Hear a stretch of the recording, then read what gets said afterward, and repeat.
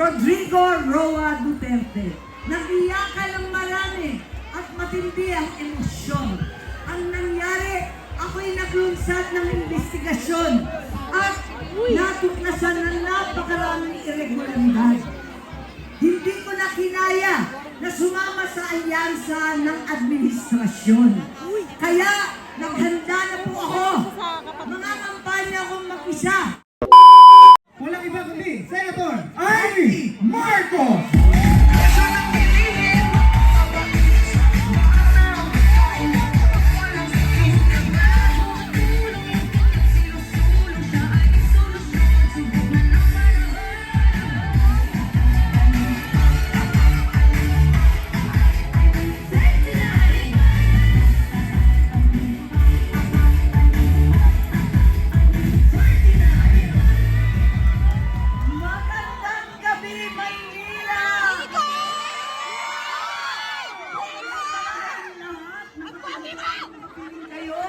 Alam po ninyo, napakatagal ko ng nais bumalik dito at tunay na tunay, maraming salamat kay Yorme Isko. Ay, naku talaga naman sa ating Vice Mayor Chi Atienza at ang babalik na Congressman Amado Bagat Singh. Lahat ng mga konsehal, andito tayo, tuwang-tuwa po ako pagkat eto nga, andito tayo, alam po ninyo ng bata ako. Ang Maynila, hindi kapital ng Maynila. Alam Pilipinas, talagang dekadang inantay. Bagay na kinasama ng loob ng nanay ko na pinanganak dito. Ganon din yung tatay ko. Sabi niya, paano nangyari na hindi Maynila ang kapital ng Pilipinas? Yan ang pinagmamalaki natin sa buong mundo. Nagdadak ang dugo noong panahon ng Hapon para ipaglaban ang Maynila. At ang Maynila ay may natatanging pamayanan ng pagkakaisa, ng katapangan, ng utang na loob. Kaya noong 1976 po, matapos ang halos 3 dekada, na ibalik sa Maynila ang kapital ng ating bansa. Tama lang, pagkat dito, makikita ang katapangan na natatangi sa bawat Pilipino. At si Yorme Isko ang siyang tunay na bagong bayani. Pinaglaban at linabanan ang kahirapan at nagsumikaw. Naglaban at linabanan ang kamangmahan at nag-aral ng puspusan. Linabanan ng katiwalian at nagtagumpay. Tunay nga na siya ay tunay na batang Maynila.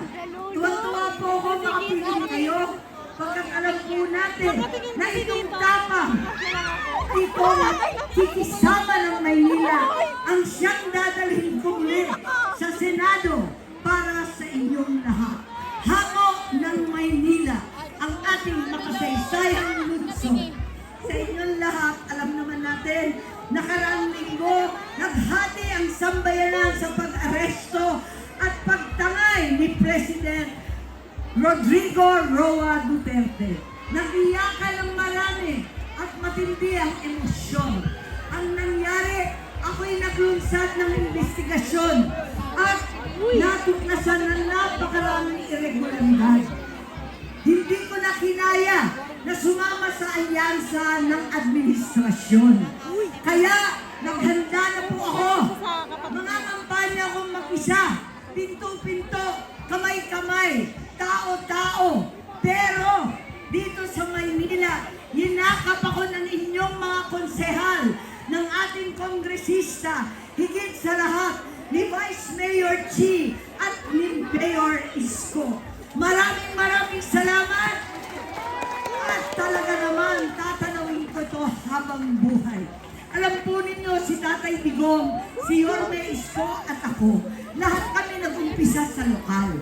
Sa lokal na pamunuan kung saan matindi ang tenga namin makarinig ng kalam ng sikmura kesa sa pagdagulan ng politika.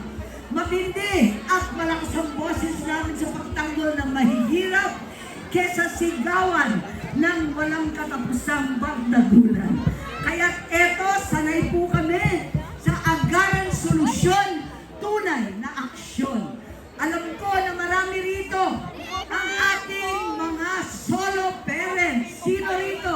Ang mga tatay, natay, nag-iisa, walang sustento, kumakayod. Sabay-sabay po tayo. Tulungan natin ang mga solo mommy pagkat nahihirapan na. Walang tiyempo sa sarili. Walang tiyempo at takbo ng takbo sa anak at hanap buhay. Walang datum, kulang ang pera at mag-isang kumakayod. Higit sa lahat, walang love life at wala rin jowa. Kaya bigyan po natin ng sustento ang solo parents, nabigyan na natin ng discount, tuloy-tuloy pa natin ang tulong sa kanila. Ganon din ang ating PWD, ganon din ang lahat ng kinakailangan natin. Alam ninyo, sino rito ang lolo at lola na? 60 and above! Magtapat, aminin. Ayan, tulungan po natin at bigyan natin ng tulong ang bawat lolang umaruga at umalala sa atin. Sadyang binigyan na natin ng social pension. 1,000 kada buwan para sa kanilang gamot, pagkain at iba pa. Napalawak na rin natin ang Expanded Centenarians Act. Dahil dati, yung 100 taon lang ang makakatanggap ng regalo. Iilan lang naman ang makakaabot ng 100 taon. Ngayon, may regalo na ang 80 years old, 85, 90, 95, 10,000 pesos. Palawakin pa natin yan.